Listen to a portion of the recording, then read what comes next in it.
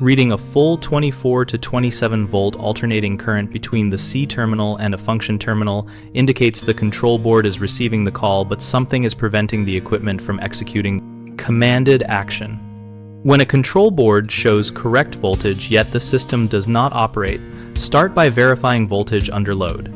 Measure between the common terminal and the function terminal while the system is actively trying to run to see if the voltage collapses. A stable voltage under no load can hide a weak transformer or high resistance connection.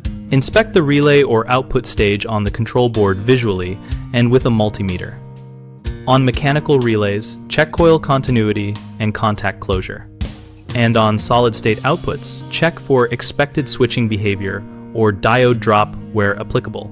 Confirm downstream devices are not shorted or open by isolating and bench testing the blower motor, ignition module, or valve using a separate, correctly rated power source or test jumper so you can determine whether the load draws excessive current or shows no response. Examine wiring and connector integrity for corrosion, pin back, or high resistance joints, and use a wiggle test while monitoring voltage to catch intermittent failures. If a relay does not energize even though the board presents proper drive voltage to its coil, suspect a defective relay socket, a cold solder joint, or a failed driver transistor on the board, and consider board-level replacement if repair is impractical. Always shut power and follow lockout protocols before replacing parts. After repairs, verify proper operation through multiple start cycles and record the measured voltages and currents for future troubleshooting. 3 common issues are a failing relay or output that does not physically switch solution. Remove and test or replace the relay and inspect the drive circuit.